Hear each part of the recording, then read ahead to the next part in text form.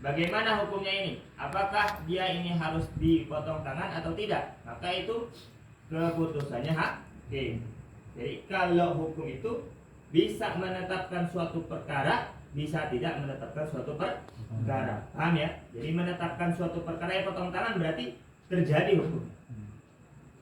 Tidak berarti tidak terjadi hukum. Atau terjadi perkara tersebut yaitu potong tangan, atau mentiadakannya, mentiadakan perkara tersebut, itu namanya hukum.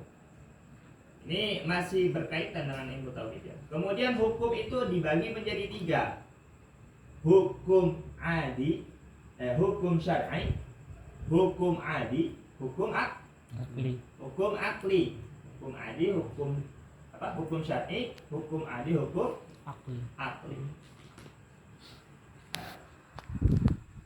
Kalau yang pertama syar'i, yang dimaksud kitab Ingil Barahin, kitab syar'i apa? Hukum syar'i itu adalah khitabullah ta'ala al-muta'alliq bi af'alil mukallafin bit talab awil ibahah awil wad'i lahuma.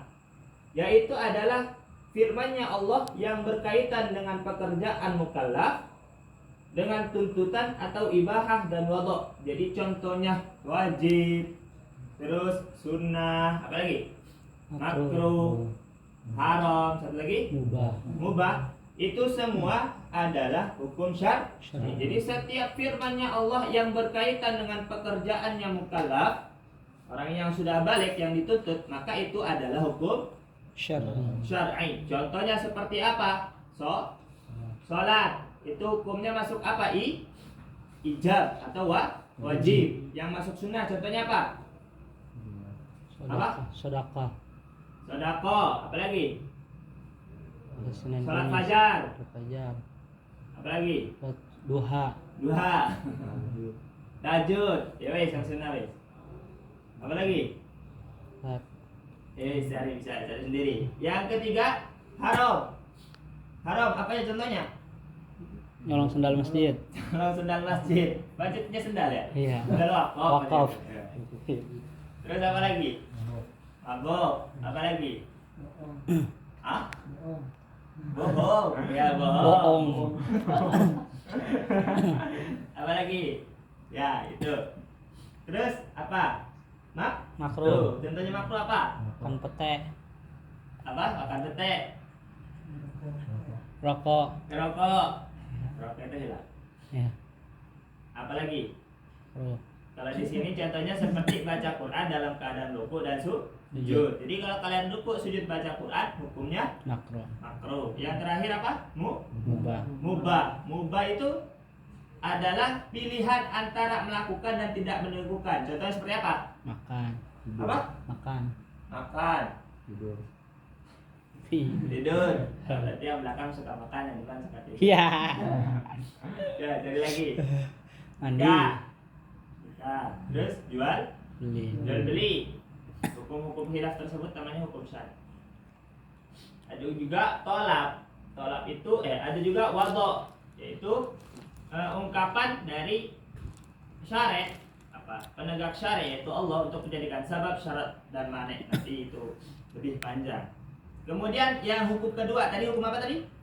Syar'i. Hukum syar'i. Yang kedua hukum Adi itu apa?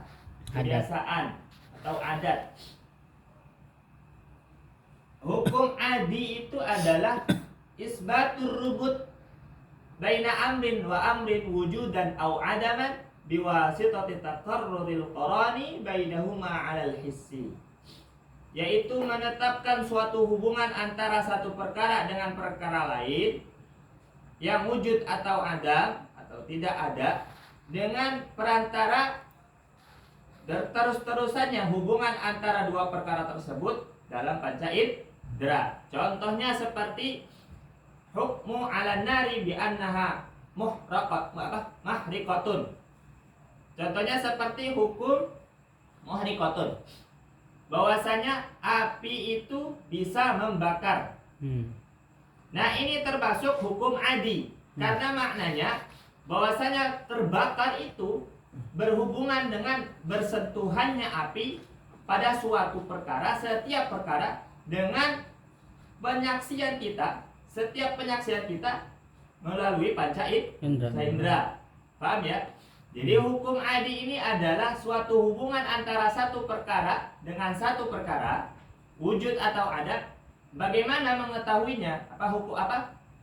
Ketetapannya tersebut dengan perantara berterus-terusnya persambungan antara dalam panca indera. Jadi kebiasaan kita bahwasanya terbakar itu karena adanya api yang bersentuhan dengan Sarung dayat. sarung goyor. Sarung dayat. Setiap perkara setiap perkara.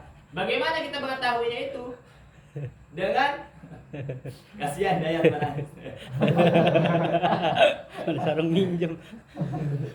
Bagaimana? Dengan memang persaksian itu memang terus menerus, berulang-ulang dalam panca indera. Paham ya? Seperti itu. Itu namanya hukum apa? Adi. Hukum adi.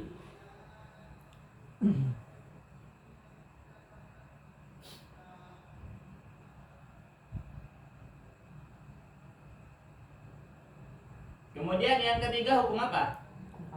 Hukum akli. Ini yang kita pelajari sekarang. Hukum akli. Tidak terlalu dalam ya.